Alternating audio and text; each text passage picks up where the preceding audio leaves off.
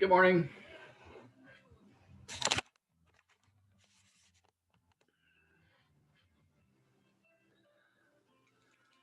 Cold and clear. It's my kind of weather.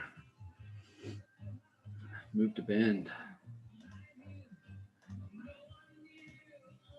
You say you want to move to Bend? Yeah. Yeah, Mountain Bachelor definitely has some good snow. Yeah. Good mountain biking over there. Good skiing. Yeah, it's funny. I camped after a concert one time in the forest one summer when I went up to Bend, and we didn't realize that we had camped like right off the side of like a mountain biking like access trail. Like people would go up the road and then go all the way to the top and come back down a little trail, and we were camping there. And the next morning, and all these people are coming down on bikes, and I was like, "Whoa!" Ripping right by your tent. Well, they were on the other side of the road, so we weren't like in their path, but we were really close. Like it was Yeah. funny because like it woke us up in the morning, like all these people like going by on their bikes, and we're like hungover from a concert. Like Yeah, I've never been to a concert over there, but I like their venue. I forgot oh what yeah, it's called, the Les Schwab Amphitheater or something. it was really awesome. That venue is nice. It was neat. Yeah. Cool. Well, good news. We don't have to learn anything new today, but I'll give you an example of kind of a question that's kind of a complete now, because really it's just the big picture is, can you just completely own algebraically / calculus own what a graph would look like, entirely based on showing the work that you understand, and again backed up with Desmos and so forth. So I'm going to try to illustrate that with, well, what I consider to be, I guess I'll say 14.4, but really this is just big picture. Big picture for graphing, can you figure out a graph completely? Can you list the interval over which it's increasing and decreasing? Can you find inflection points and so forth? And so let's just see if we can do that. Let me give you a problem and you start tackling it yourself. And I'm going to go into Desmos and graph it just so we can get rolling. But let's say this is the equation, and I have to make sure, as the teacher of this notable subject, to make sure I give you an equation that you can algebraically make some progress with. I've got some extra credits that I might give up my sleeve here of questions that really, the algebra is really hard, but this is a good straightforward one. And I guess what I would ask, and I'll give you a head start, but probably not enough time to finish it, but can you algebraically or / calculus find inflection points? And I like, rather than say critical points, I rather just say find the maximums and minimums. But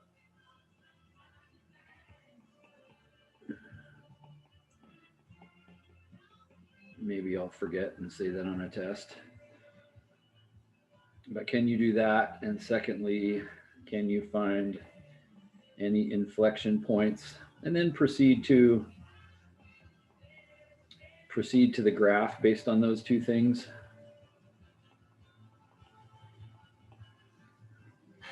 I don't know if there's more than one.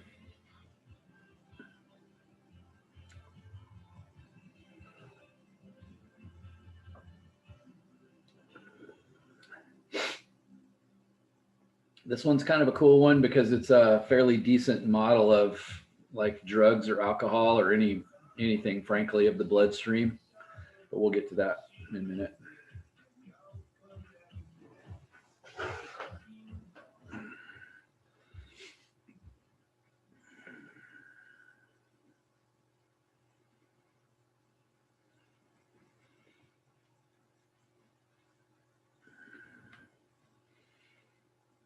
So I'm going to go stick it into Desmos now that I assume you have it written down.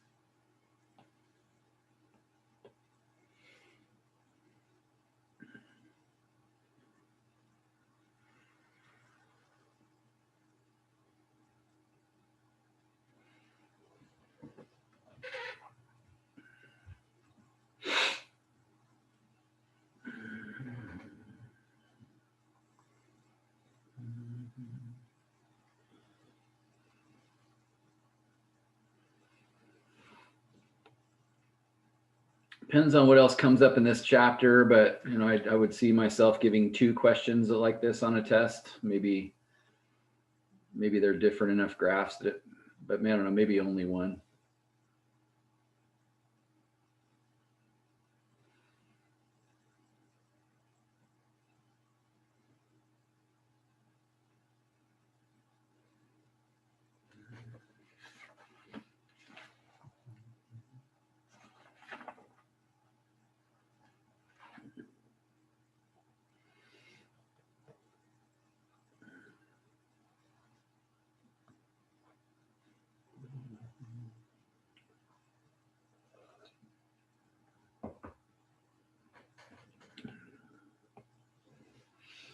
All right, I gave you a head start. I'm going to launch into it. So, of course, max and min are when the slope is equal to 0, and inflection points are when the second derivative is equal to 0. So I'm basically taking first and second derivatives. So let's see, f prime of x. I stare at that and I think, quotient rule. Derivative of the top times the bottom left alone minus the top left alone times the derivative of the bottom, all divided by, the bottom is squared.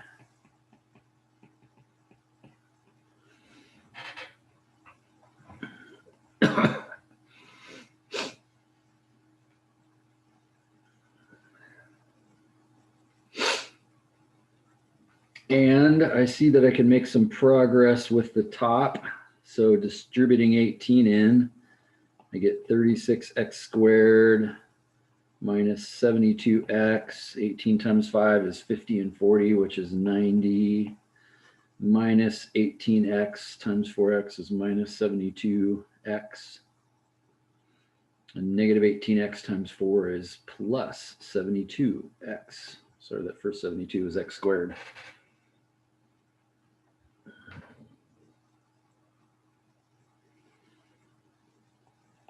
And the denominator has not changed. And in the order of operations, I have multiplied on top first, and now I'm free to add and subtract. And so really then I get the derivative of this. And this would be a good thing to highlight on your test, that you found the derivative. Minus 72x plus 72x is gone. That's kind of cool. And so I end up with plus 90. All divided by my denominator, which is annoyingly squared.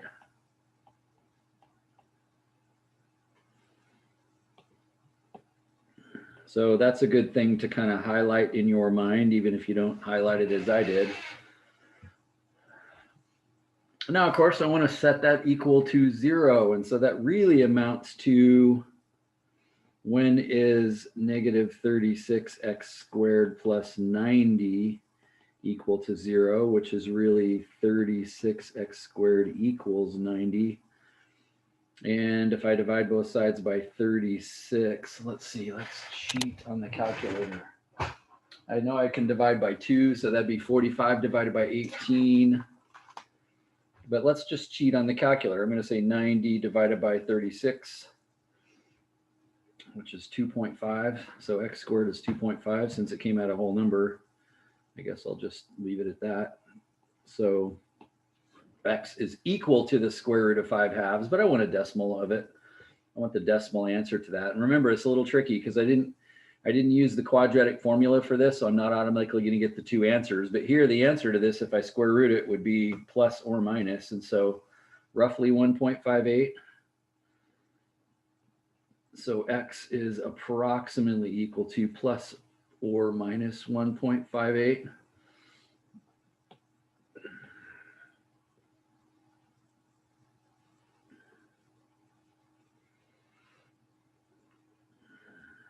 And so just not to steal the, not to get the graph too early, remember plugging 1.58 in is time consuming. And so it's kind of cool to, you're going to want to graph this eventually on a test, or, maybe it's in your graphing calculator or whatever. So, it's okay to see the graph early, but just so that we can kind of do it in the right order, think about it in terms of people that didn't have all this cool technology. Notice I have it typed in, but I said, don't graph it. Like, don't tell me I don't want to see the answer just yet, if you will. So then of course I can say, I would like to know what I think I'll do instead is I'm actually just going to graph the entire point and label it. So 1.58 for X, and that'd be F of 1.58 for Y. So there's either a maximum or a minimum. And notice I can see there that it's 7.74 is the Y coordinate. Like I got that for free.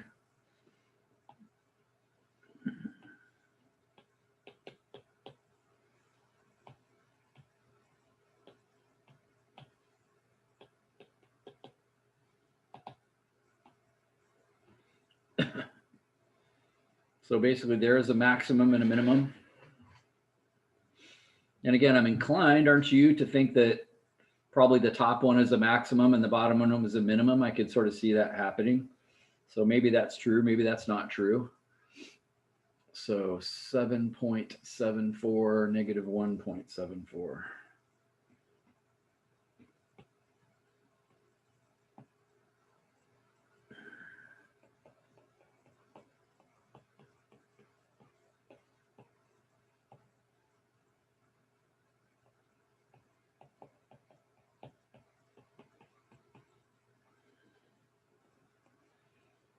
So that's something I want to see really clear, like all that algebra, if you will, on a test, and you found the maximum minimum. Now, at this point, you don't know which one is which. You don't know what they are. But again, let's take a little bit more of an algebraic look at that today. So, awesome. Okay, now let's take a second derivative. So, second derivative, I'm looking at that first derivative up there and thinking, okay, well, I guess I got to take the derivative again. And remember, I could move that parenthesis on the bottom to the top and have it raised to the -2 power, and then I could do power rule if I wanted, but I'm just going to let it sit like it is and take its derivative as though it's just a quotient rule problem. So quotient rule says derivative of the top, which is -272x, the 90 is nothing, so that's all I get for that, times the bottom left alone. Notice I'm not squaring that out. I could. Minus the top left alone.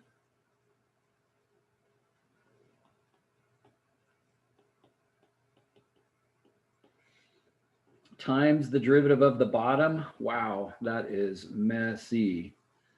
That is a messy statement. Let me see if I can get it all into one line since I didn't realize how long this was going to be.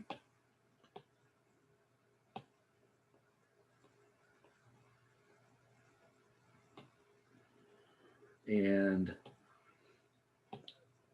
the derivative of the bottom, since I did not multiply it out, is a little bit terrifying because it's, well, a chain rule problem. I have junk squared, so that'd be 2 times the junk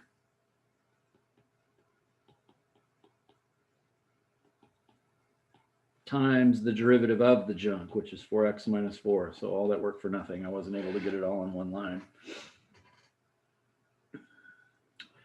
All divided by the bottom squared. Well, the bottom is already squared, so if I square it again, now it's to the 4th.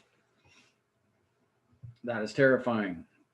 Does anybody see one really good thing I could do right now that would simplify this a lot and make my life really easy? A lot easier, I should say. Cancel out 2x squared, take away 4x plus 5. Yeah, nice job. In other words, do you see this minus sign right here and say, oh, that's junk minus junk? Well, notice they all have the top and the bottom, and both terms on the top have a 2x squared minus 4x plus 5. So if I factor this one out and I factor one of these out, then I could lose one of those on the bottom. In other words, what I really just did is divide the top and the bottom by 2x squared minus 4x plus 5. Since every one of them had it, then I can divide that out. So that's going to make that derivative much easier. Again, I'm done with calculus. The blue answer is the answer. I found the second derivative, but I've got to do stuff to it still. I've got to use it for something. So let's see if that makes my life any easier. Negative 72x is now only multiplied by one of these. And let's see, what do I have then? I have minus, I'll put the 2 next, and then the 4x minus 4 next, and then the negative 36x squared plus 90. So that's all I have on the top now. And so then I think I can multiply that out.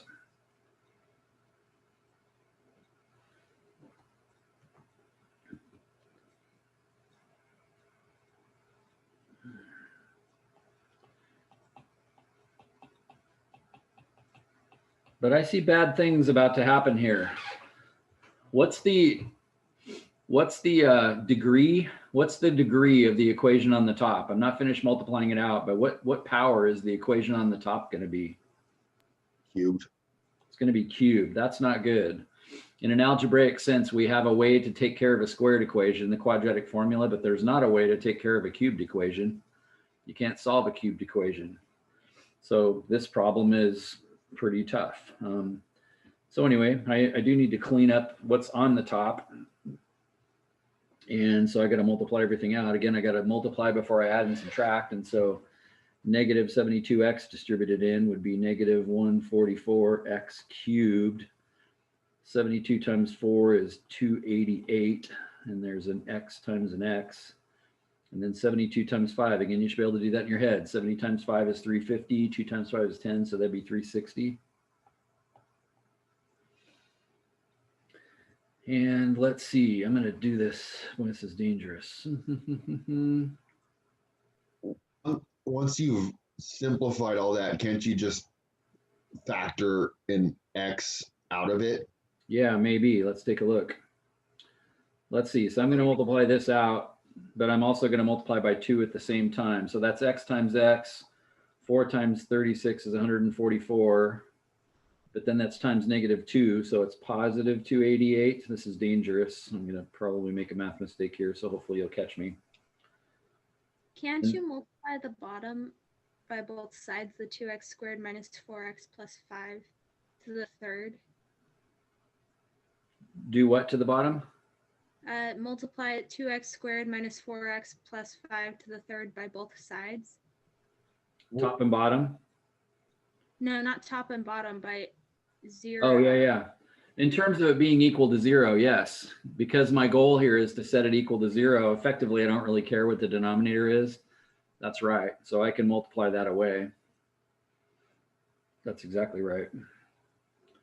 Let's see. And then 4x times 90 is 360x, but I'm doubling that. So that's 720. And it's being multiplied by a negative 2. So that's negative 720x. And then negative 4 times 36 is positive 144, but then I'm multiplying it by negative 2. So that's negative 288x squared. And then lastly, 4 times 90 is negative 360 multiplied by negative 2 is positive 720.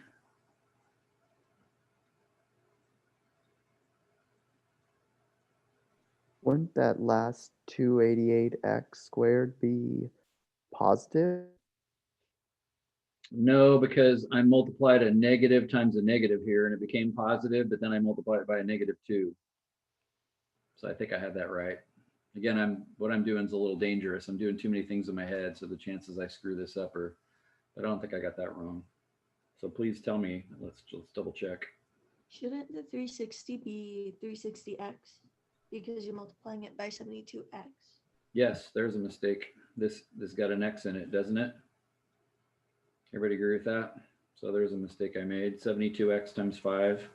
There's an x in that term. So actually every single term has an x in it except for, well, this last one, and that is kind of a bummer. If I could have factored, if every one of them had an x in it, then I'd be able to take an x out, but unfortunately that 72 doesn't, or that 720 doesn't. So that's kind of a bummer. And all of this is still divided by that. Now I can start collecting the stuff on the top together. Again, this is just good algebra practice. Again, it's not a bad idea to be a little careful about this, like kind of mark out the stuff that you're, hey, look, those are all cubed. When I add those, I get 144 x cubed. Now I'm going to use a different designation for my squared terms. Oh, that's cool. Those go away. There is no squared terms. That's kind of nice. And what about my x terms? Let's see, only those two. If I subtract those, I get 1080 x. And then there's that plus 720.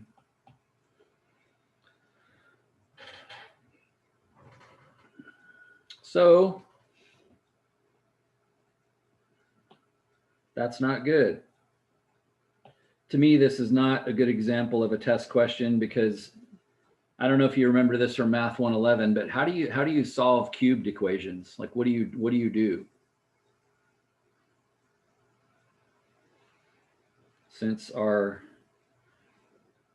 in a sense, this is a good time to kind of stop and say done. I think I'm as good as I can get here.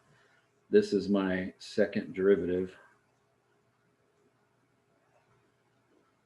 And so now, since I'm setting that equal to 0, I want to know when 144x cubed minus, and this is kind of where what April said is true, I can multiply both sides by the denominator, so the denominator doesn't matter. So therefore, I'm really just interested in when is that equal to 0. How do you solve from Math 111? How do you solve cubed equations?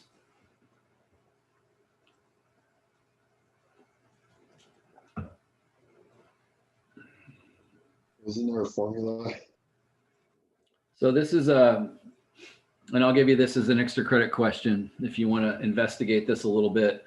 But it's interesting, we historically, like we figured out a formula to take care of squared equations automatically, where I can plug A, B, and C into the quadratic formula and it just spits out the two answers. Well, cubed equations have 3 answers. By the way, that's the fundamental theorem of algebra, that cubed equations have 3 answers, 4th degree equations have 4 answers. Unfortunately, some of these 3 answers, though, may be imaginary or complex numbers, if you will. But this, as a historical study, was pretty fascinating, and this was investigated a long time ago before calculators and graphing calculators. But how do you solve cubed equations? And again, it's kind of cool that this came up here because in context we're just trying to say, what does this graph look like, and let's find its maximums and minimums. And as a result of doing the calculus, we have a cubed equation to solve. And so historically, it's like, well, how do you do this then? Is there some kind of a cubic formula you can solve? And so investigate that a bit. But to give you the short answer of it, you can't solve cubed equations unless they're factorable, which basically means they're canned. And this problem, I just made it up yesterday. So the chances this factors are impossible. This is not true, but as an example, does it make sense if it factored to this? Then you could say, oh, cool, x equals 2 is one of my answers. And then I could do the quadratic formula there to get the other 2. So that's what you did in Math 111. The problems were canned and you were able to factor them. And we maybe cheated off the graph, or maybe you learned some cool tricks about the coefficients of these numbers and how you can, do it without a calculator. But look into the history of solving a cubed equation. And Google search that, copy and paste a few things out of there that you think are interesting, and paste them into a Word document, and then maybe just write a couple of things like, here's kind of what I learned. Just satisfy your own curiosity about what the history is on solving cubed equations. But it basically turns out to be a dead end, and that there's only certain forms of cubed equations you can actually solve. Usually you can't. And so what we learned, and this is what the thing that's a bit anticlimactic, what we learned in Math 111 is you can cheat and solve these using a graph. But of course, in our case, we're trying to graph something in the first place. And so, like, if we have to use a graph to solve this, then, remember, the argument can be made, like, do I really need all this calculus to graph that? I have Desmos, I could graph this from the start. So to use graphing to say, okay, it's okay to use graphing to solve this cubed equation, well, then why couldn't we use graphing just to graph the dumb thing in the first place and be done 20 minutes ago? Good argument for that, I would say. Also, let's see. I think a big number goes into, I'd like to simplify that a little bit. What number goes into all of those? I think 72 does. 72. This is just, I might be wrong about this, but just because those are such huge numbers, if I take a 72 out, this is a 2x cubed, and that's a 1080 divided by 72 is 15. That's a 15x. And clearly 720 divided by 72 is 10. Remember, the 72 doesn't matter because I could divide both sides by 72. So in a sense, I could just cross it out if I wanted.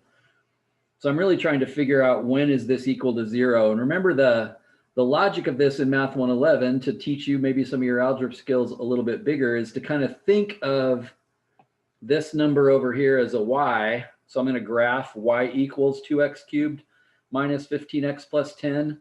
But then I'm going to look for y equal to 0. I mean, I'm going to get this curved, well, you know what a cubed graph looks like. I'm going to get this cubed graph, but I'm looking for where y is 0. Where on a graph is y 0? Where am I if y is 0? The x-axis. Yeah, you're on the x-axis. Wherever this graph crosses the x-axis would be solutions to this. And so there's 3 answers to this. Maybe they're all real, meaning there's actually 3 inflection points for this graph, but maybe there's only 1 real and the other 2 are not real. So let's go over to Desmos and actually graph this. 2, negative 15, 10. Mr. Gardner, Yeah, go ahead. if we had this question on a test, are we supposed to do all this math only to put? I'm gonna make sure you don't end up with a cubed equation on the test because this is too much trouble. Yeah. Okay, thanks. So I think this is cool to investigate, I guess is all I'm saying, but you know, a little unrealistic for a test question.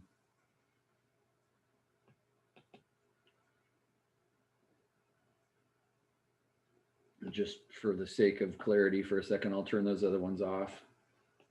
Does it make sense? This is why Desmos is so cool. It's like, hey, there's actually 3 x's that make this true. And so they're all real numbers. And that means, oh, there's actually 3 ordered pairs that have inflection points. This actually has 3 inflection points to it. And just to highlight what Faith asked, I can't give you a question like this on a test. I mean, and again, to me, it feels anticlimactic. It's like I'm using a graph to solve this. So that just feels like a weird thing. So I just need to write down those 3 ordered pairs and say, great, those are my inflection points. So let's do that. And actually, while I'm here, let's go ahead and graph those 2. So first of all, I'm going to go back and change this to blue. And so now I'm going to graph inflection points. So one of them was negative 3.025, negative 3.025. And then its y coordinate, of course, would be f of negative 3.025 with parentheses in both places. And I'd like to graph that. And also I'm going to turn that graph off because it's distracting. So there's one of them. The next one was at 0.716. And again, isn't it just cool to not have to physically plug that into the equation to get the x and y coordinate of this? I just think that's really cool. So there's another inflection point. And then lastly, it was 2.31.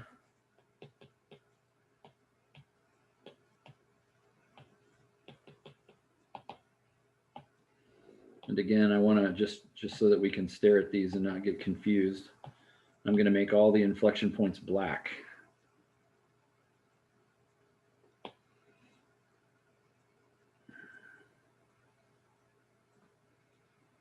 So if I do turn the labels off, just because there's so many of them, it's confusing. Do you think, notice that we found 5, I guess what you might say is really key ordered pairs.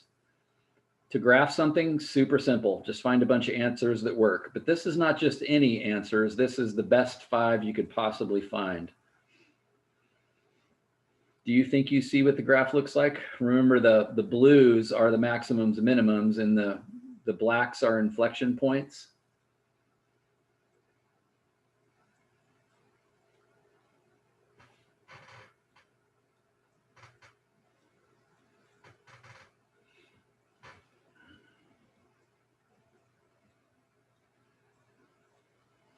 So let's Cubic bring this. equation. So again, we're just trying to do this as kind of intellectually as possible, as intellectually as we possibly can. Analytically is the word I used yesterday. Trying to do this using our brain and not cheating too much.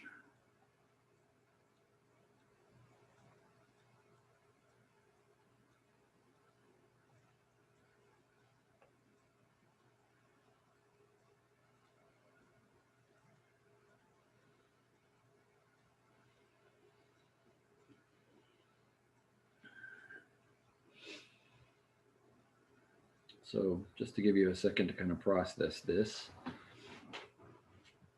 I guess I'll just write these out and just so that they're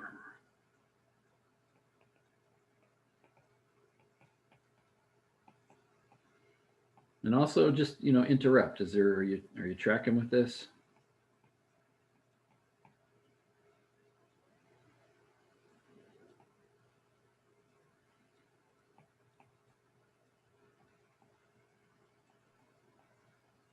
So Doug, I feel like I kind of can picture the graph, but I always get a little confused. So the fact that we have an inflection point ending on the right, does that mean that we do have the blue point somewhere out in infinity? What do you mean the blue point out in infinity? What are the blue points called? It's inflection points and peak points? The blue points are critical points, which means they're either maximums or minimums, zero slope. Critical.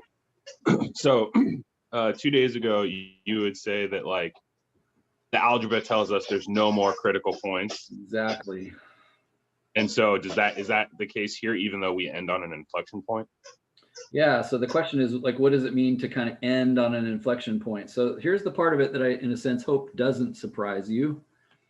And that is that, well, it looks like, and I'll ignore some of this for a second, but it's like if that's a minimum and this is a maximum, then that inflection point right there means it switches from concave up to concave down. Does it make sense that inflection point doesn't surprise us?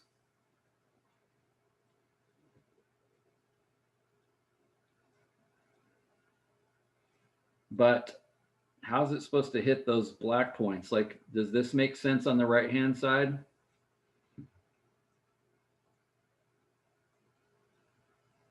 Why does that not make sense? Remember, it's just a point. It has to hit the point. It has to hit the point in the graph. I just hit it. But what does it mean to be an inflection point? Means it's changing the concave up. It's got to be concave up. So does it make sense that last part can't look like that? What it could look like is it hits right here and then it actually switches to being concave up. That would make sense. Do you see what I'm saying? That's what an inflection point is. Because now over here, this is concave up. And so what about this other side over here? So we said this made sense to kind of come down, hit this point. And so it's going to hit that other point. But again, it can't do this because isn't it still concave up there? So what must it do instead? Well, it must hit that on the way up, but then kind of switch to be going down. See how it's concave down now? So it must look something like that. Do you see why the inflection points are kind of cool? They're changes in concavity. And so it must look like that.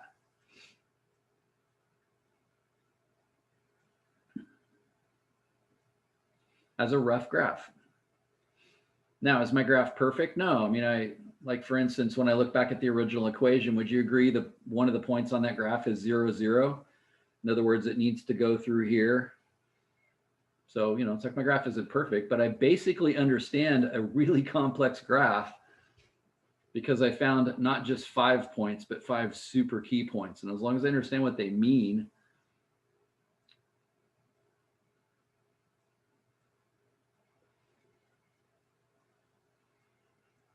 and remember, you can test concavity. So if I picked a point in here, if I wanted to check this, and again, I'm not even checking this, but if I wanted to check it, notice I'm out there at say x is -4. If I stuck -4 into this, I'm going to get a negative number because that's concave down. Concave down. So I could actually check that.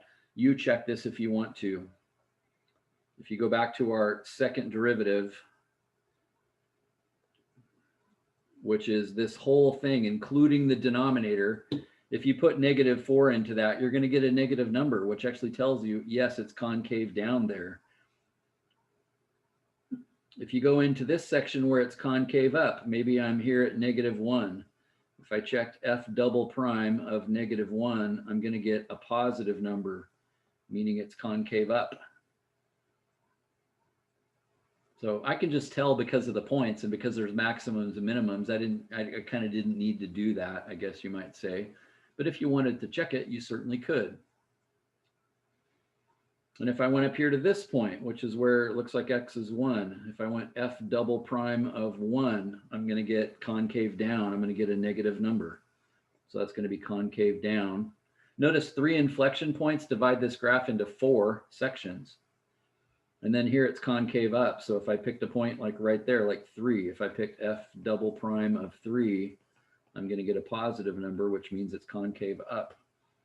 So that would kind of be proof, if you will. And I would encourage you to do that. I won't take the time to do that, as I said. But the important thing is to see this graph and being kind of in sort of 4 different chunks that I'm going to go back and graph right now, maybe with some different colors, just so you kind of highlight some. So this might look something like this to here. And then it's concave up from here all the way up to here.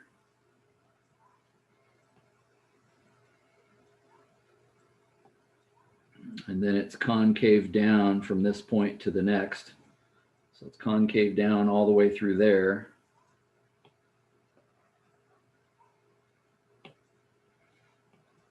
And then last, it switches to being concave up from there. So maybe it looks something like that.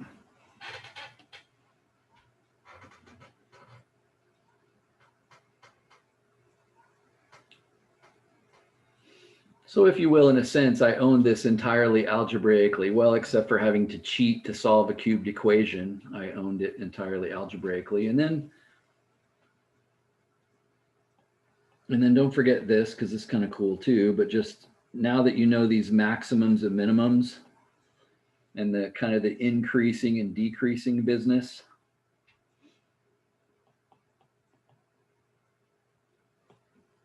if I asked this on a test, and again, I would ask it for a simpler question than this, but the intervals over which it's increasing and decreasing. Remember, increasing, what does increasing mean? It means its derivative is positive. It means you have a positive slope. It's going up. Decreasing is its slope is negative.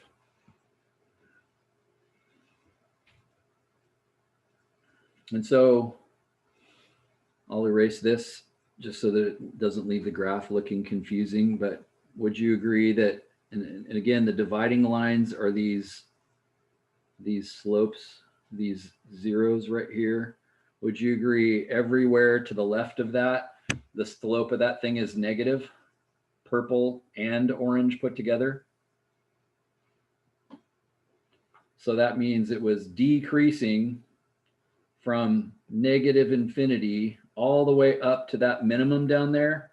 And we figured out a minute ago that that minimum was x is negative 1.58.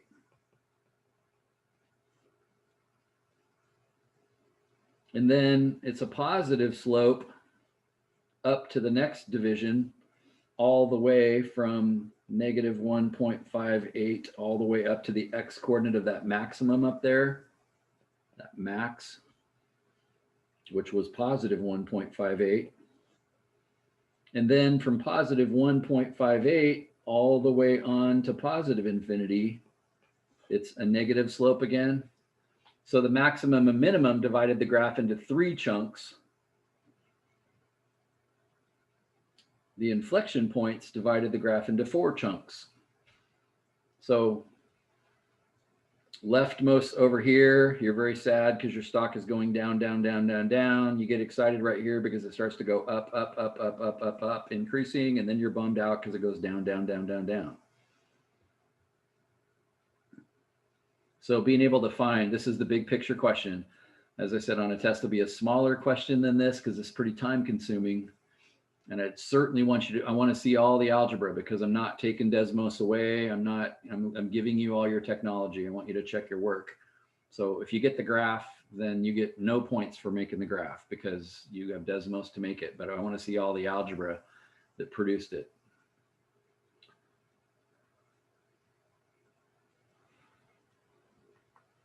Now, of course, you know, the proof is in the pudding here. What I want to do here is go back and actually turn this graph back on. Ah, look at that. Isn't that satisfying? Like, check my work. Look, I didn't blow it. Wow, that's pretty cool. On a practical note, if I go over here and just temporarily, because it's kind of cool thing to do, if I limit this graph to be x is bigger than 0, I think I can just say it like that. X is greater than or equal to 0. Close that thing off. This is one of the models that exists for drugs in the bloodstream, whatever that is, weed, alcohol, or it could even just be exposure to some chemical. It doesn't necessarily have to be drug related, but obviously in terms of our culture, you know, when people getting DUIs and those kinds of things, or, you know, how many drinks can you have before you can drive, etc. The fact that this graph starts out at 0 and then you take a drink and then your blood alcohol level, let's say, spikes up to that blue point up there, which I'll label, and we'll say, oh yeah, after 1.5 hours, that doesn't sound very realistic in case of drinking. And that's why this is, you know, I just made this problem up, but after a certain amount of time, 1.58 hours, then your blood alcohol level maxed out at 7.74. So like, that's not the time to drive. But then after time, you know, it begins to basically go back out of your body. Notice it's back on its way to 0. And after 20 minutes, there's still, or after 20 hours or whatever that measurement is for time, there's still some in there. Or you think of it in terms of like a drug test. You know, you smoke weed, and so you're taking a drug test, and are you going to pass the drug test? Or, you know, when's it okay to drive? That kind of a thing. You know, at some point, it's kind of okay to drive now, whatever that level is. And so this does a good job of modeling all kinds of things. Maybe it rains and the river level spikes up and it reaches a peak and then it levels back off again. I mean, it models all kinds of really cool things. And so just the ability, and I guess I want you to understand what that inflection point means. What does that first inflection point mean right there? Do you understand what that's telling you about kind of the blood? When the slope stops growing and begins decreasing. I don't think it could be said better than that. It stops growing and begins decreasing. Now it's still increasing from 0 to the blue. Does that make sense? Your blood alcohol content is going up, up, up, but the rate at which it's going up stops increasing. From 0 to 0.7, the rate at which it's growing is growing. Then the rate stops growing, even though it's still growing, even though the blood alcohol content is still increasing, but the rate begins to level off until it's actually at the top there. That rate, the rate hasn't leveled off. It's just dropping, dropping, dropping. You know, this is actually kind of an important graph. I work in an ER, and when people overdose, we have to keep them for a certain amount of time. And the poison center does all this stuff and tells us times where they're at their most vulnerable, and then tells us times when they're kind of in the clear and coming off of it, and then tells us when it's safe to release them. That's exactly right. And I find myself thinking, you know, we're just kind of theorizing and playing about this, but it'd be really fun to be able to test this, you know, on somebody, even on yourself. If there's some easy way to test, it could be anything like anaphylaxis, getting stung by a bee. It doesn't have to be, you know, so politicized like taking drugs. Well, someone's got it down to a science, because they tell us, like, when somebody comes in, we get like a rough estimate of like kind of when they did it, and they say, okay, the 3-hour mark or the 2-hour mark is going to be their most dangerous time. And that's what I hope you understand about what's so cool about algebra and why you want to learn to speak the language of algebra. Because would it be that hard for you as a mathematician to literally just do a scientific experiment and take measurements on somebody, say every 2 minutes? They take something, you take measurement on them every 2 minutes, and you just get a bunch of ordered pairs. And then you say, okay, I know the equation looks like this. It's in this form, but it's not 18x, it's ax, because I don't know what that 18 is. And on the bottom, it's not 2, 4, and 5, it's B, C, and D. And would you be able to do regression and actually find numbers that match that. And then you would own the relationship as to how drugs go through the body. And once you do that, maybe each drug would have its own graph, if you will, associated with it, or perhaps its age group or something like that, maybe. And then you could just predict it based on that. And now it's kind of a known thing. And so, yeah, I mean, that's exactly the advantage we take of math and science, in the real world, is now we kind of own that relationship. And so now medical people can take advantage of that, which is kind of cool. Now that I think about it, that's kind of $1 million idea, is having an app where you can plug in the dosage, the type of drug, and the person's weight, and then it automatically spits out a graph for you. That's exactly right. I think that's extremely cool. And that's the funny thing about the culture we live in is that, applications like this, people don't have to do this kind of stuff by hand anymore because people have automated it. So yeah, the ability for one smart person like you to make a bunch of money making an app that kind of controls all this stuff, automatically sticks it into Desmos, automatically makes a graph, even the graph automatically spits out some numbers and, allows you to kind of know some key points. And of course, the 3 points I have graphed here would be extremely helpful points to know for somebody, especially the maximum, right? That's when they're kind of in their worst case. 1.58 hours from now is when they're going to be, at their peak. So don't release them then. So yeah, this stuff gets really practical and it's really cool. I'll give you a portion of my riches when I get there. That'd be awesome. A small portion would be more than I deserve. I mean, that's what you're doing in here. But I know in my own case, when I left college with a math degree, I did not understand algebra enough to use it to do anything. Do you see what I'm saying? Like, if you're not shown some examples of this nature as to how this can really work, then you just don't. You're just kind of missing a whole bunch of what you should know. Let's see. Anything else about that? But I think that problem does a good job of just illustrating the big picture, every single thing that you could do to kind of own a graph.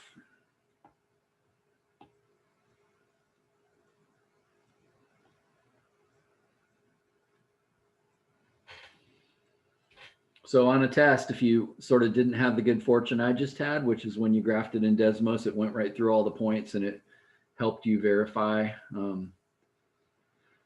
that you didn't screw any of that stuff up. If something was wrong, for you to be able to say, my graph is off and I don't know what I did wrong solving this equation, then at least you don't know, and then I'll find your mistake in your algebra. If I can read it, again, I'm going to lose patience if your work isn't clear.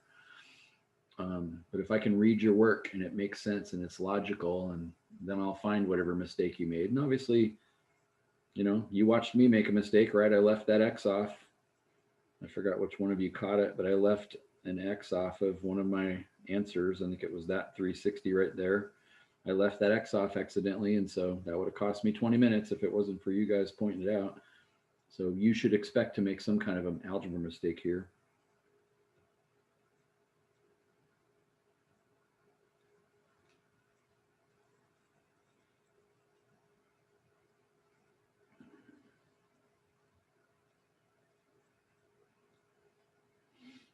Again, I just want to say this one more time, but I'm not going to do this, but notice I'm not going to take the time to do this, but something I could ask you on a test is f prime of x is positive. In other words, could you pick a number anywhere in here, since all of those are positive slopes? You could pick, right from here to here.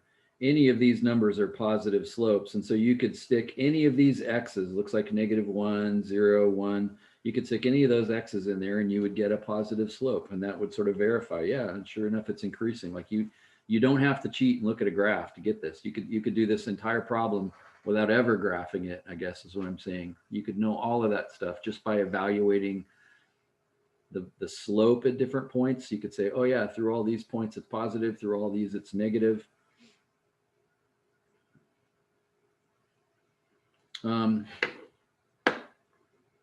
I think I'm going to quickly show you one other thing just because I think it's interesting. But let's take that slope equation right there. And I'm just going to show you something in your graphing calculator that maybe you've never played with before. I would say I never really understood this. It's pretty simple, but it's just a really neat tool.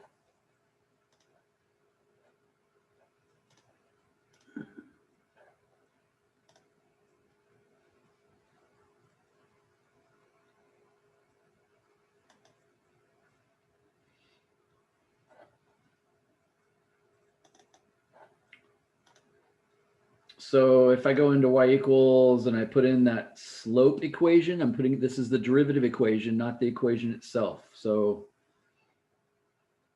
my derivative equation was 90 minus 36x squared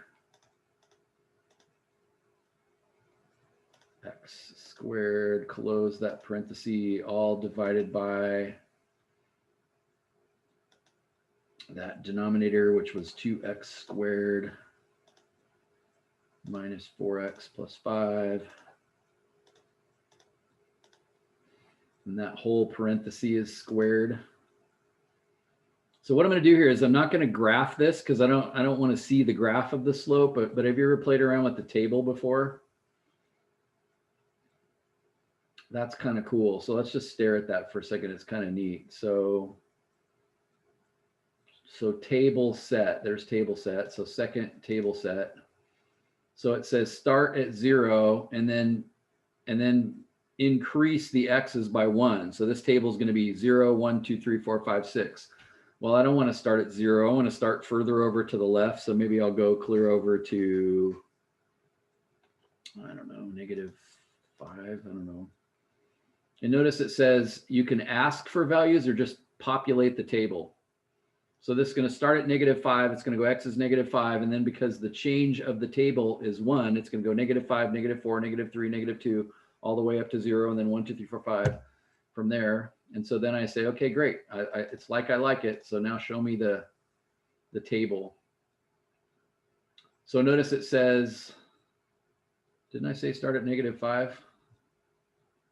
I guess I didn't say okay or something because it didn't apparently like that. Oh, I know why. I said minus. I said -5 and it didn't like minus. If I say -5, then it will know what I mean. So what do you notice? Negative slope, negative. Notice I'm not even looking at the numbers. Negative slope, negative slope, negative slope, negative slope. Then all of a sudden it's a positive slope. Why does that not surprise you? Where did the graph transition from decreasing to increasing? Notice decreasing is a negative slope. Where did it transition? What was the number on the left side of that graph for the minimum? -0.158 or something like that. Yeah, it was -1.58. So notice that's right there. So now it's a positive slope. Let's see, can I go down? I can't remember. So now notice it's positive slope, positive slope, positive slope, all the way up to 1. And then once we get to 2, it's back to a negative slope because again, it was 1.58. So do you see what I'm saying? Like you can totally analyze this and I can see a whole bunch of ordered pairs all at once. And so I can see a bunch of negative slopes. Oh, it's decreasing. A bunch of positive slopes. Oh, it's increasing. A bunch of negative slopes again. Oh, it's increasing. And so I can actually tell. And since I'm in here, let's take a look at the concavity one. Remember the concavity equation? Oh my God, did I write that down somewhere?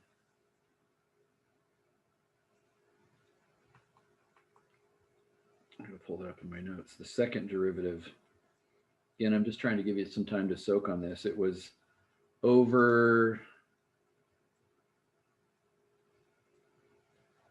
something cubed. So instead of this, I'm going to have to say to the third power. That was on the bottom. And then what was on the top was a little more complex. It was 14x cubed.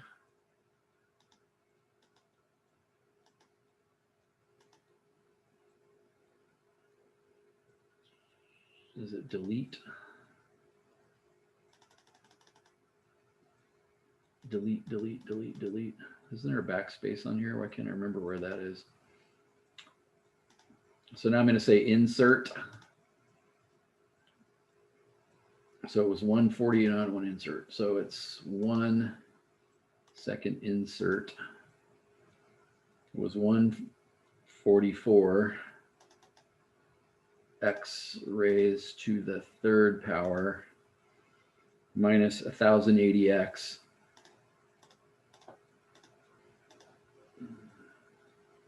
plus 720. So that was our second derivative equation. And what do second derivatives tell us? If I'm just looking for plus and minus signs, what do second derivatives tell me?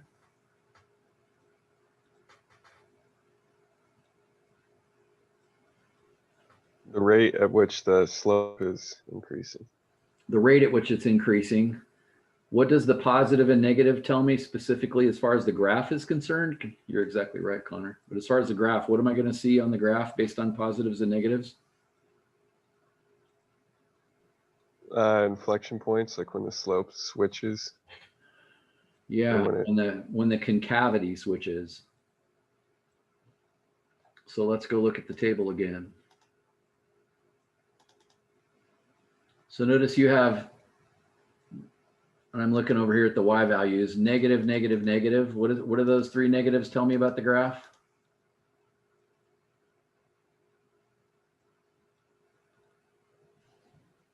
Concave down. Decreasing. Concave down. So the decreasing was when the slope was negative. That means, oh, the slope is negative, it's decreasing. This tells me concavity. So it's concave down all through here. And if you remember, the inflection point was at negative 3.025. So all through here, it was negative, concave down. And then we jump to -3, and then all of a sudden it's positive. So that means all the way through here, it's concave up. And then what happened right there? What happened between 0 and 1? Well, remember 0.716 was an inflection point. So it was concave up. And then once we got past 1.176, now it's concave down again. So a bunch of negative numbers, concave down. And then when we got to 2.31, that was our next inflection point when x was 2.31. So you see what I'm saying? Like if you literally look at the values of this graph evaluated at different numbers, if you evaluate the slope at a whole bunch of numbers and you evaluate the second derivative of a whole bunch of numbers, you can actually see the graph without ever graphing it at all. I wouldn't have had to graph any points. Remember, I cheated a minute ago, and I say that in quotes, and I cheated by sticking all those 5 points we found, and I said, hey, I think I see what's happening. But do you see how if you looked at this table, you could actually answer the increasing, decreasing questions? You could say it's concave down from here to here, it's concave up from there to there. You could actually analyze this graph and never see it, never even look at the graph. And in terms of things like blood alcohol, you know, I mean, a picture's worth 1,000 words. I don't know about you, but I like seeing the graph. But you could analyze, yeah, the change of this person's drugs in their body is negative right now, their change of their slope. And so you could say it's actually leveling off. You could actually completely analyze what was happening to them without ever looking at a graph at all, which I think is kind of cool. I hardly ever use the table, but this is one place where it's actually really kind of cool.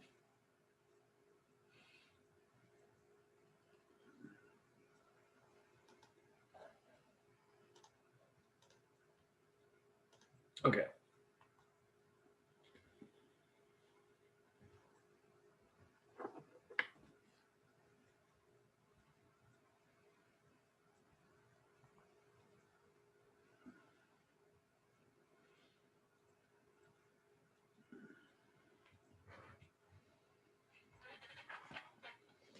Okay, I'm going to give you more time on this one to get yourself into a fix or to show you know what you're talking about. Let me see. I don't know.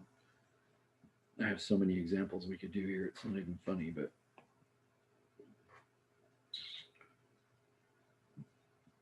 but try this example.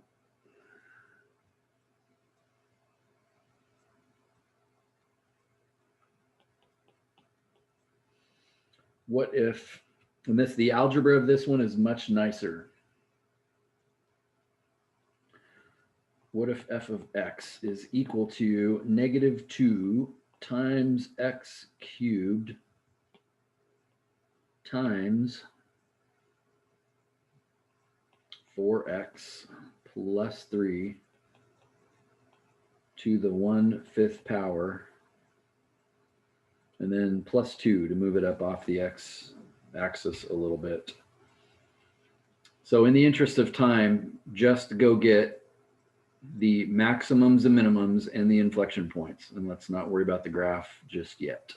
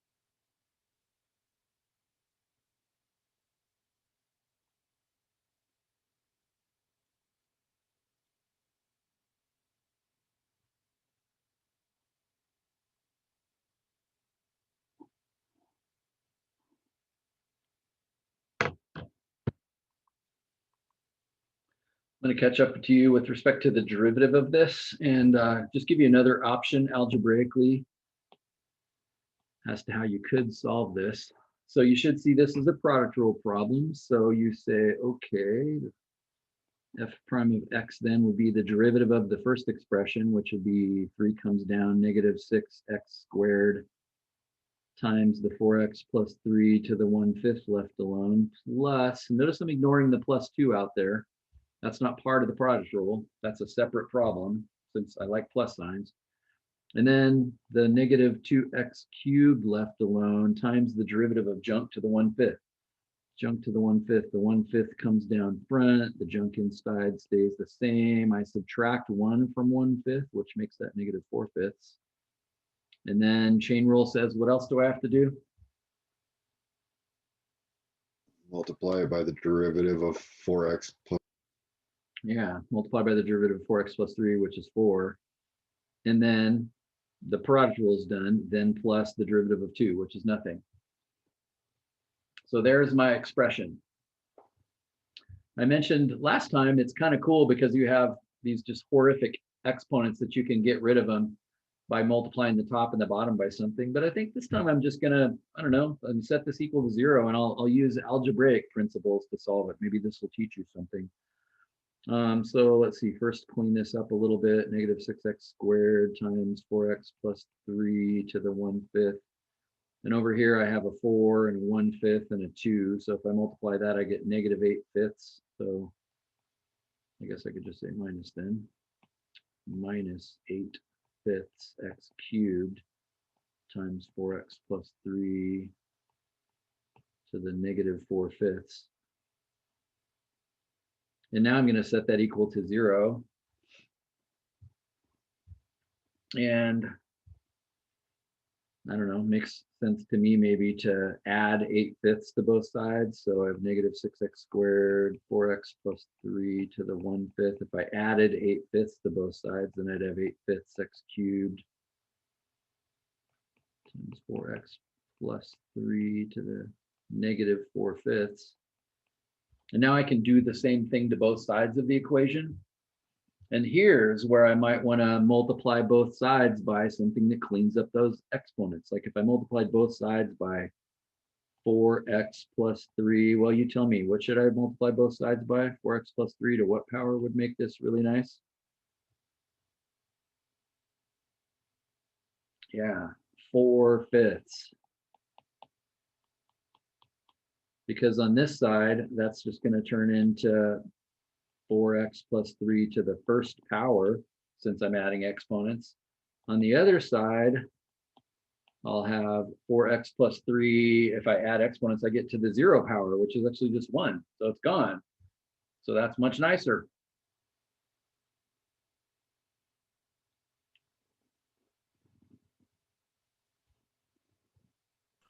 I have a question. Yeah, go ahead. Can't you also, oh, I guess, never mind. I already answered my question. I was gonna say, can't you factor out the 4x plus 3, but then I realized the exponent's different. True. Yeah, I was just looking at like, is there another way? But never mind, ignore me. Now, there's one thing you can do here that's, and one of the way I'm doing this is a little dangerous, but I see that I could multiply both sides by 5. So this is negative 30. And then this side would just be 8. So that gets rid of the fractions. Again, I don't like fractions, but I also see that I could divide both sides by x squared. So the x squared on the left is gone, and then there'd be 1x left on both sides, or 1x left on the right side. But by doing that, by dividing both sides by x squared, I just lost an answer. X equals 0 is one of, does it make sense? X equals 0 would make that true on that side. So you got to be careful. Like we would have just lost one of our maximums and minimums by doing that. So because we're able to factor out an x, that means x is 0. Yeah, since there was an x squared on both sides. Again, the safer way to do this is to leave everything on the same side and factor it. Because on the other side, I would have had an x squared times some junk, and the x squared would have said, I mean, just like when you have, x minus 2 times x minus 5 equals 0, you say, oh, look, there's one answer.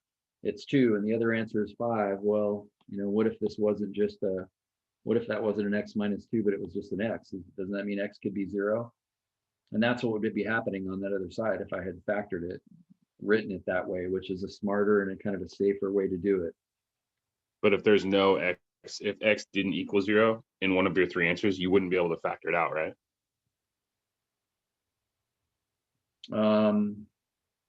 X didn't equal 0. Yes, just because of the fact that we can factor, that means x equals 0 is kind of cool to me, I guess. So if you weren't able to factor, that would mean x didn't equal 0. That's true. It's kind of what. Right. Yeah. Okay. And incidentally, it's, you know, what if you divided x minus 2 out of both sides and it disappeared and made your problem simpler? Well, that means 2 would have been one of your answers. Yeah. Good question. So let's see. Now, if I continue with what I have negative 120x minus 90 equals 8x. Oh, good. Not a squared equation. That means it's just a linear equation. So I will add 120 to both sides, giving me 128x. And so x is apparently equal to negative 90 over 128, which is approximately, in the interest of time, negative 0.7.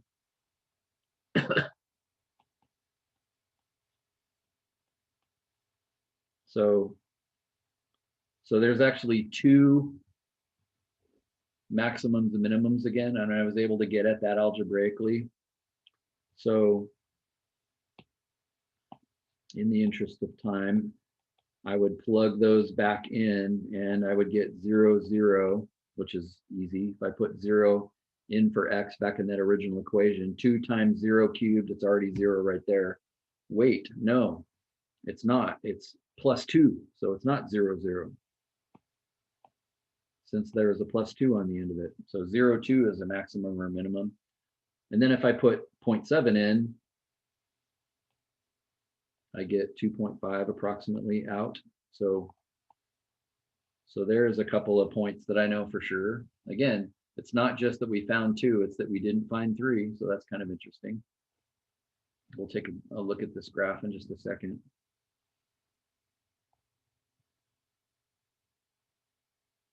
Well, I think I'll do this in the interest of time since we're kind of out of it.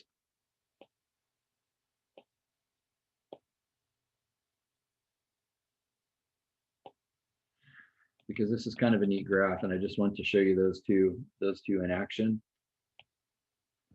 So negative 2x to the third times 4x, get out of there, times 4x plus 3, 4x plus 3, raised to the, I'm going to say 0.2 since 1/5 is 0.2. And then if I say plus 2, it's just going to move that up 2. So let's graph those points. Since I figured them out myself this time, let's graph the 0.02. What's with that? That hasn't happened before. Is that a 0 slope? Yeah, the graph is flat there, but is it a maximum or minimum? No. So just, that's possible for that to happen. It doesn't automatically mean it's a maximum or minimum. It's a 0 slope. So that's interesting. And of course, you can see the one over on the left, negative 0.7, 2.5, I said. So what am I doing?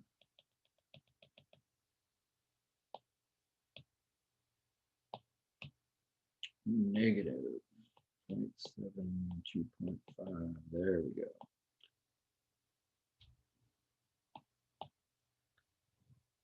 So what about over here? Does this go back up again? You know, I can look and see that it doesn't, but remember we didn't get another maximum. We only got 2 places where the slope of this is equal to 0.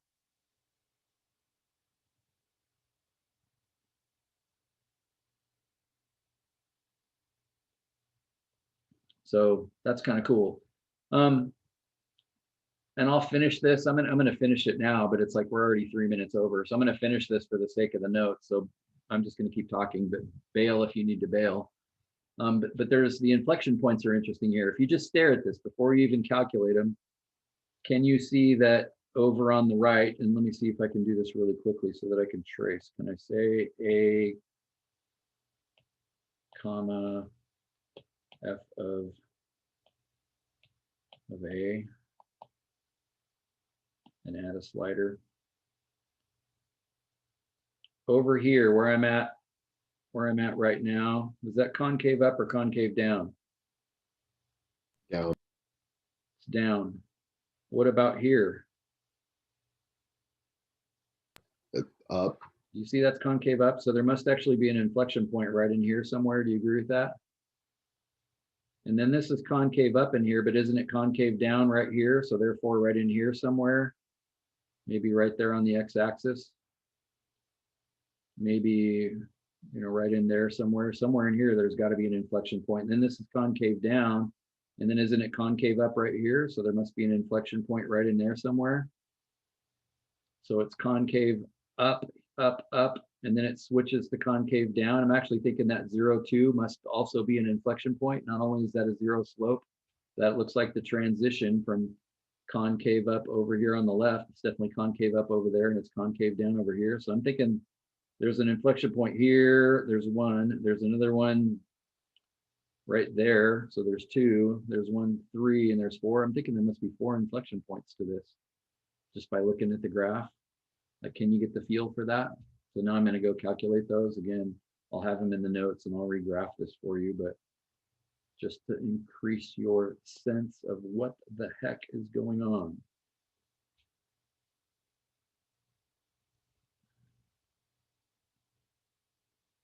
So let's go get some inflection points.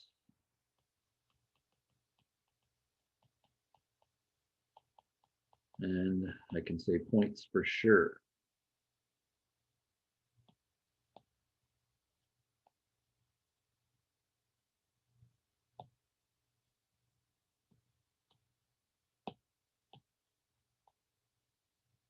So what's the second derivative? Well, I didn't do a very good job of writing the first derivative down. And also notice I didn't clean up the first derivative. So if I go back to what I had a second ago, like the place I stopped working on the derivative, if you will, was clear back here. Like I didn't clean that thing up very much.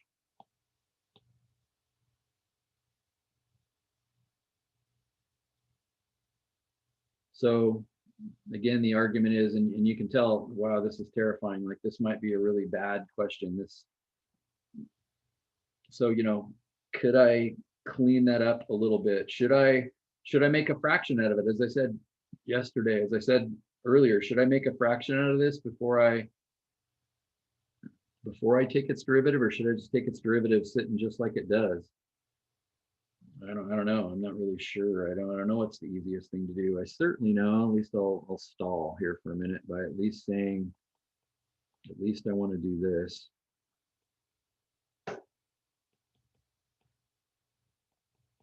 And multiply the 4 times the 1/5 times the 2. So I think I had -8/5 x cubed times 4x plus 3 to the -4/5.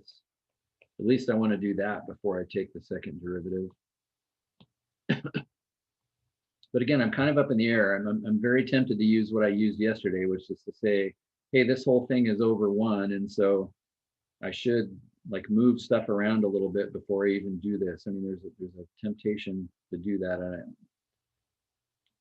I'm not sure what's easier. Well, because I did it the other way yesterday, I'm going to try it just like it sits today. You know, this feels like a bad idea. But I'm looking at this. I'm seeing 2 multiplication signs, so product rule, and then I'm seeing this minus sign. Thank God for a minus sign, because that's like 2 separate problems. So product rule would be -12x times the 4x plus 3 to the 1/5 left alone, plus the -6x squared left alone times the derivative of 4x plus 3 to the 1/5, which again is 1/5 comes down front, the 4x plus 3 stays unchanged, but I have to subtract 1 from its exponent and then multiply by 4. So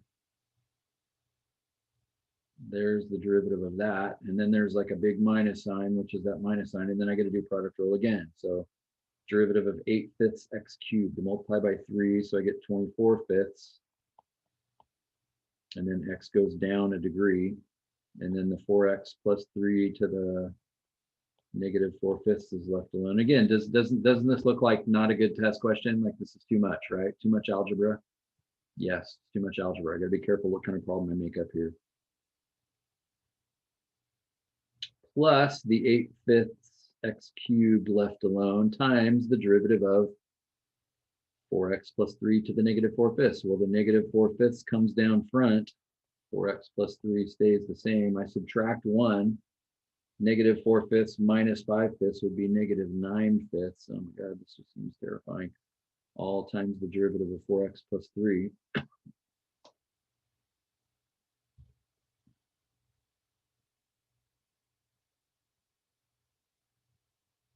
So for the sake of the notes, I will say this mess right here, its derivative is right there. And now I have to set that equal to 0 and solve it. And again, I look at that and think, oh my God, this is terrifying. I don't even know. Algebraically, that just seems like such a disaster. And frankly, I'm regretting not doing what I did yesterday, which is making a fraction out of that red equation before I took its derivative, because now I just see doom waiting for me. Well, at least first, I'm going to clean up this mess. And so that doesn't really clean up. There isn't anything I can do with that.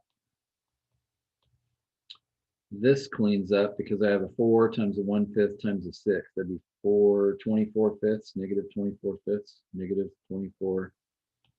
And then there's an x squared, and then there's a 4x plus 3 to the negative 4/5.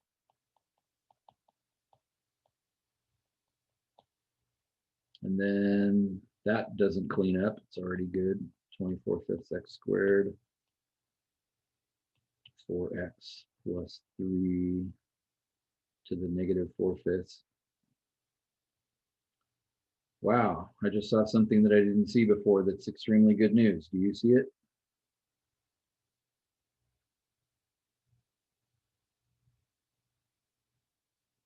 Those two cancel each other out. Yeah, what do you notice about these two terms right here? That was a bad decision. They're exactly the same expression. What does it mean to be the same? It's x squared times 4x plus 3 to the negative 4/5. The second term is exactly the same. And so I'm going to be able to add those together. And not only can I add them, they're identical, which means one's positive, one's negative. That's weird. So that's actually going to go away. So actually, I'm thinking maybe I won't die. And then lastly, let's see, there's a 4 times an 8. So that's 32, 64, 128, negative 128 over 25. So it's 128 over 25 for all those numbers. And then there's an x cubed, and then there's a 4x plus 3 to the negative 9/5.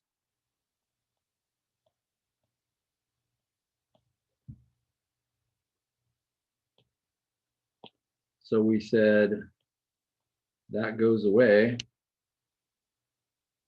And remember, I'm setting all of this equal to 0. And so again, I'm going to just continue with the same approach. So then I would say, okay, negative 12x times 4x plus 3 to the 1/5. And if I added that 128 to the other side, then it'd be 128/25 x cubed times 4x plus 3 to the negative 9/5 power.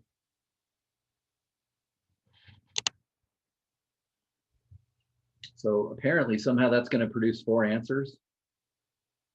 It looked like the graph said there were 4 inflection points. But again, this is really messy, so let's clean this mess up a little bit. And I'm going to be a little bit more careful this time. So I'm going to multiply both sides by 25. Let's see, I think 12 times 25, I think it's 300. Yes, it is. So when I multiply both sides by 25 and I get 300, so that's negative 300x times 4x plus 3 to the fifth, 1/5. 128x cubed 4x plus 3 to the negative 9/5.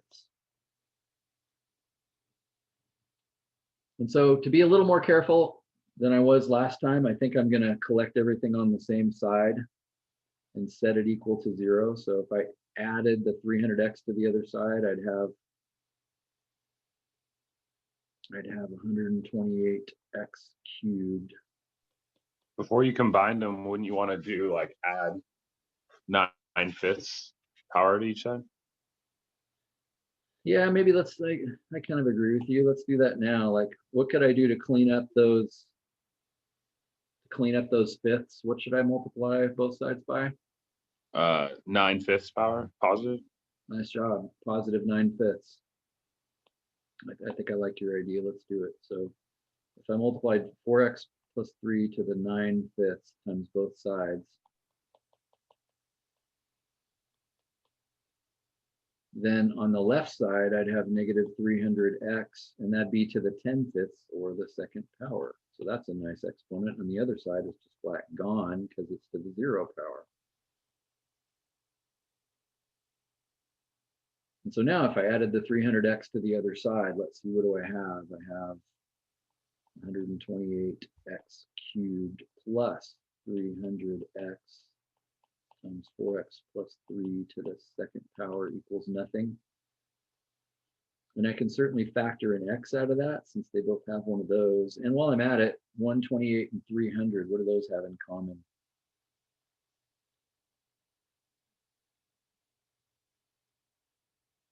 That's tough. Let's see, 4.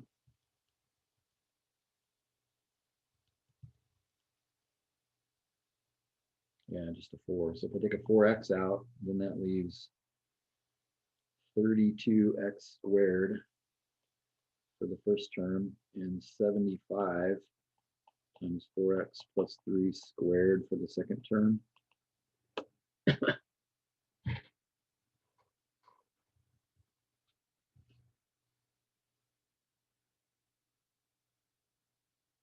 So there's one answer right now. X could be 0.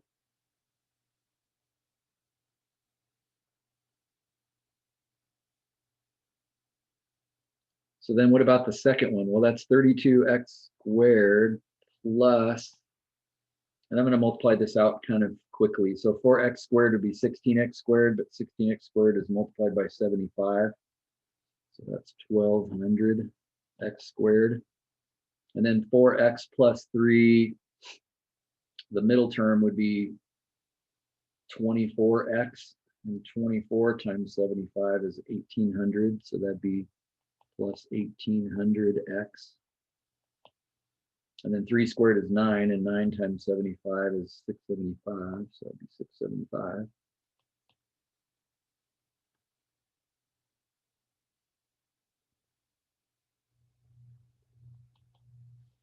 So again, I'm thinking, oh, cool, quadratic formula. Easy. So that's 1232x squared plus 1800x plus 675 equals 0. So I'm expecting 2 answers from that.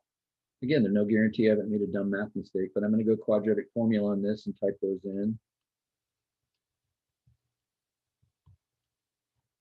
So quadratic formula would indicate that x is, I think I made a mistake somewhere because I got a negative under the square root sign. So that means there's none. And the graph said, no, there's a bunch of them. So I've made an algebra mistake someplace. That's disappointing, but not surprising. Would you agree with that? Disappointing, but not surprising. Did a lot of stuff here. Again, bail if you need to bail, but unfortunately this is going to condemn me to look back at everything I've done and try to figure out what dumb thing I did. Clear back here. So I guess I don't have any choice but to start at the top. So derivative, the 2 comes down front, this is left alone, plus the 6x squared is left alone, the 1/5 comes down front, multiplied by 4, I don't see a problem there. Oh, I bet I know what it is. I bet this minus sign Isn't it minus all of this?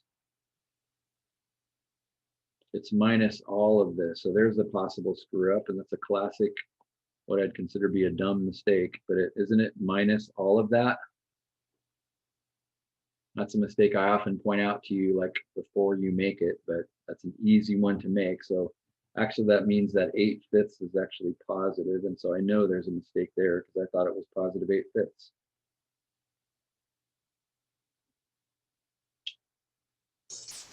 All right, Doug, I gotta go. I was Yep. trying to stick around for the whole thing, but I gotta No go worries. help myself with something. So this is actually a positive. And then when I add it to the other side, that means it would actually be a negative, and that means I could get rid of both of the negatives.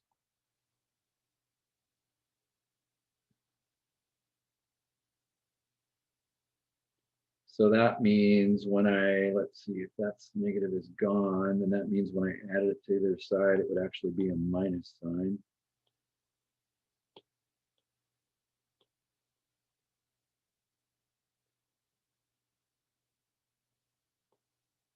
I hope this is my only mistake. Let's see.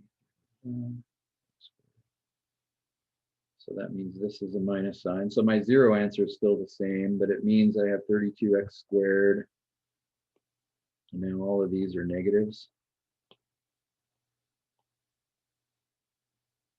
So 32 minus 1200 is negative 1168.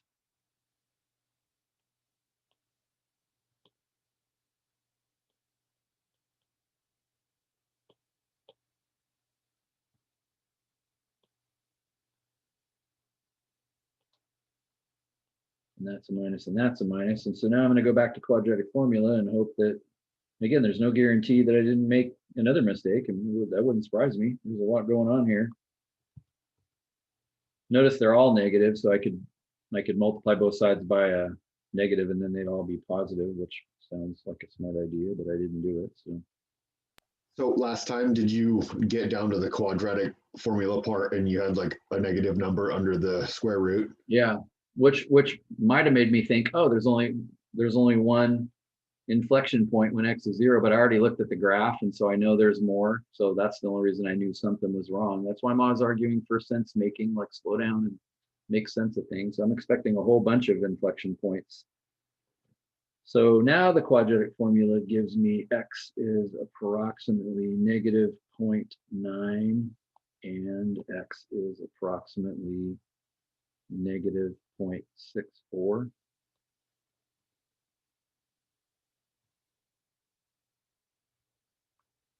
And again, I'm not sure this isn't wrong still.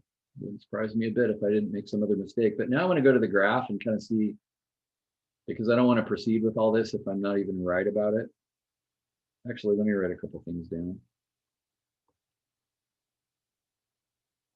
So let's write down at least what I think the inflection points are so that we can go graph them. So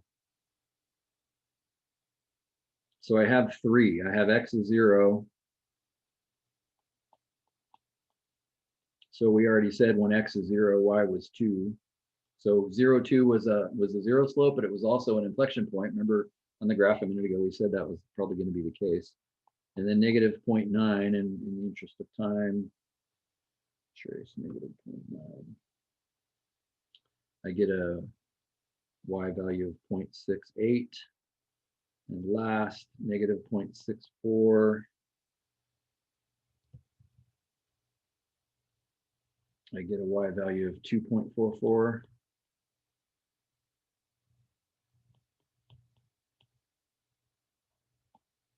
So I'm reluctant to put a box around this because I might have made a math mistake, but let's go look at the graph now.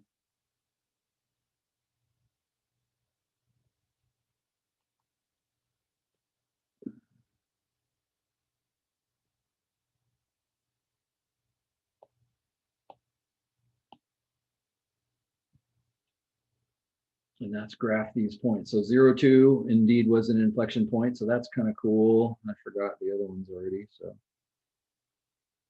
negative 0.9, 0.68. So I'm sort of holding my breath now.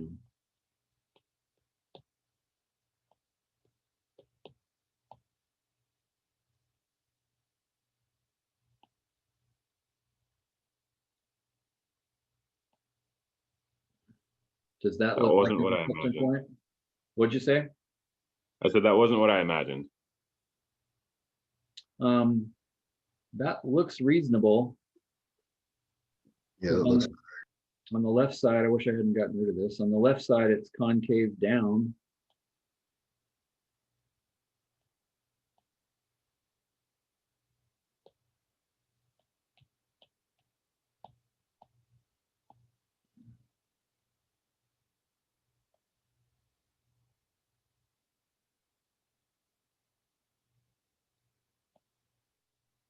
So over here, it looks concave down, and then when I'm on the other side of this, it looks concave up. I don't know, at a glance, to me, that still looks concave down right there, so I'm not totally sure that this is right.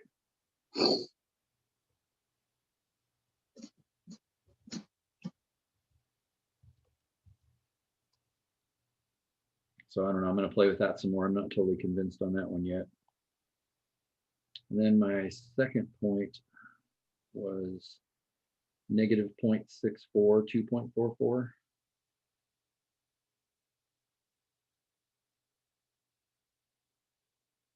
So on the test, do you want us to find the y value, or can we just put function of x? I would say you'd want it only because you'd want to graph it and see, like, make sure you didn't screw it up. But I don't know. It's very time consuming. So that looks reasonable.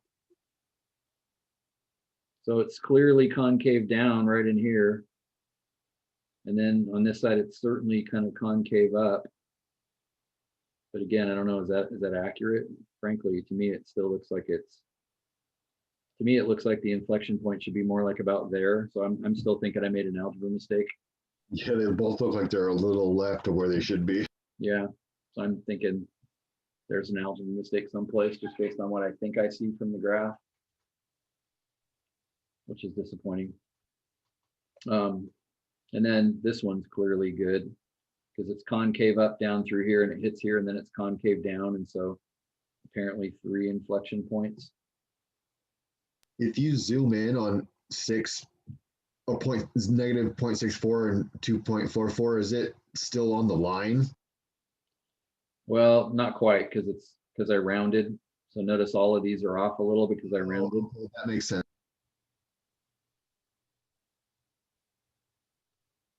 Yeah, good question.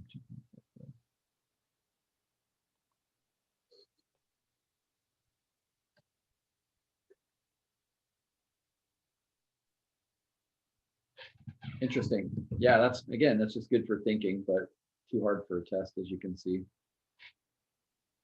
And obviously, if this is a test for me, I made one mistake. Unfortunately, I'm good enough at math that I caught it really fast, but I'm thinking I made a second one. So this is going to cost me, 15, 20 minutes, and it isn't very satisfying. So I want this, to have some algebra. Obviously, to have a graph that's kind of cool looking like this, it looks like a dolphin.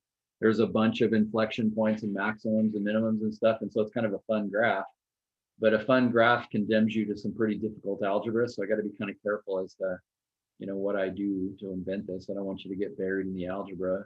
If you understand the concept, I'd like you to be able to be successful with a question like this. So yeah, that one. I have to make it not cool for a test. This is a really cool graph, but I have to make it not cool on a test. Otherwise, it'd be nice if it only had 1 maximum and maybe 2 inflection points, something a lot nicer. So I know you said we weren't going to have one this complicated on the test, but if we ran into the same problem where we kind of made a dumb algebra mistake and we're showing up like little left on the graph or little right on the graph, can we just write that like checking Desmos? Yeah. Not exactly what I thought it would be and get like extra points. So Exactly. I'd love that. Like if you drew a rough graph and you aimed at this point right here and you said, sure doesn't look like, it looks like it's a little too far left. And so I must have made some algebra mistake, but I ran out of time. And again, I'll be condemned to go find that algebra mistake for you. And, hopefully it'll just be, as mine was, kind of a dumb mistake as opposed to, as I often say, you'd have no idea what you're talking about. But that's a tall order. So I'm going to go find mine now just because I'm pretty sure there is one. So again, feel free to bail. I'm just finishing my own work here now, but let's see, that's minus, so I can't believe those middle terms actually canceled out. So anyway, let's check that. So the derivative of that is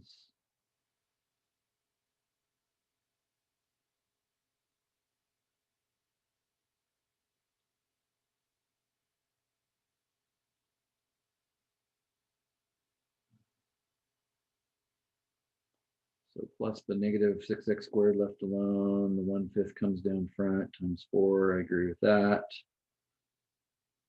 The derivative of this term, the cubed comes down front, making that negative 6x.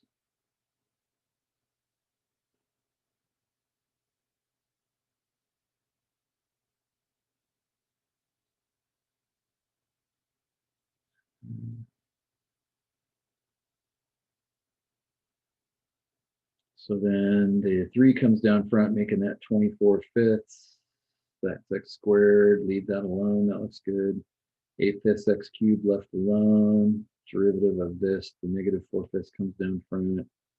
Take 1 away from it times 4. So I'm agreeing with all of this. And then I rewrote that correctly.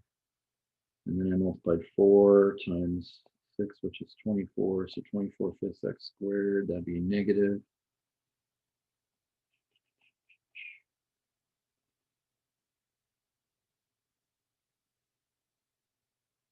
Yeah, that'd be negative. There's an x squared, that's left alone.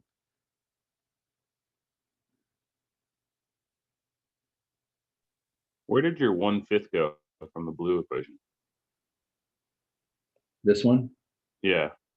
I multiplied 4 times 6 and got 24, and it's 24/5. So that fifth right there is that 1/5. Okay. And then this one I didn't change. It looks like I wrote it correctly. So sure enough, those are the same. So I think they really go away. And then this is 4. I could have screwed this one up. 4 times 4 times 8. That's 16 times 8, which is, maybe I'll double check it on the calculator since that could have been my mistake. 16 times 8. No, that is 128. So that's actually negative 128/25. It is x cubed. That is jumped to the negative 9. And I fixed the sign because that was wrong before. So I thought it was negative, but because of this distributive, it's actually positive. So I don't see any mistakes there. These went away. So now I have negative 12x. I have this side. So because it's positive, if I add it to the other side, it would be negative. Then we multiplied by to the 9/5. I also multiplied by 25.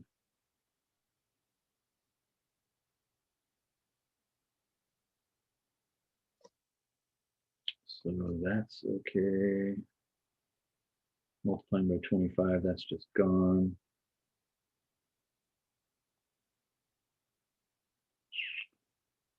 Multiplying by the 9th, x plus 3 squared, that's gone. 128x cubed. This is not good. I don't see anything wrong.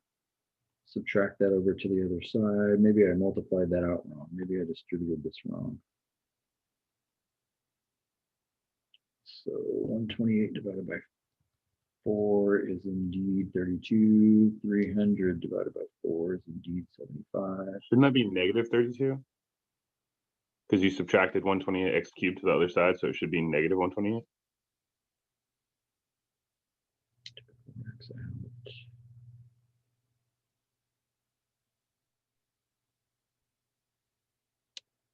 No, because I took this and subtracted it to the other side, so it's positive 28 minus that mess. So I think I have Okay, it okay. here. You do. I did the other way. This is fine. So that's minus 75 times all of this. So it's 16 times 75 is 1200. So that is minus 1200x squared. 4 times 3 is 12. 1800, that's okay, minus 1800. And then 9 squared times 75. 3 squared times 75. Uh-oh. I don't see anything wrong. This is not good. Maybe those are right. I don't know.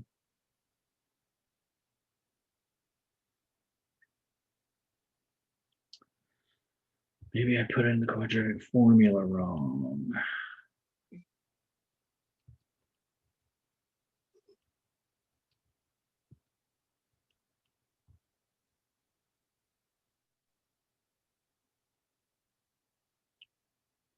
No. Maybe try adding positive or multiplying +1, make it all positive. I just See did if it that. gives you the same answers. Oh, I you just did? did that in the quadratic formula. I actually put them all in as positives and I got out the, Same answer. yeah, I got the same answer. Hmm. Maybe it's rounding. I don't know. Seems like to the 100th place. Those are both the 0.9 and the 0.64 accurate to the 100th place. So because it's 0.90, it sure doesn't seem like.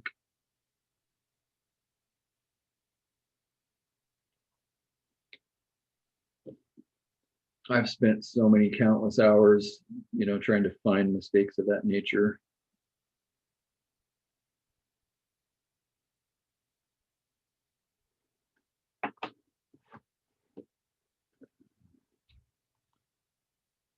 Back to the graph.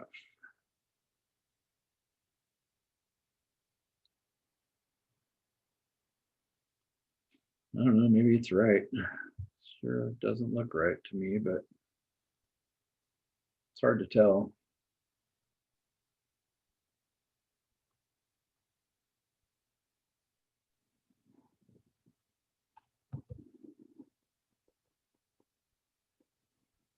That one seems the most weird. Yeah, I agree. That one's definitely wrong. The other one I can get behind, but this one is a little rough. Yeah, that one's. I'm turning my graph sideways and looking at it, and I can see it's concave down till about here. So clear down there somewhere.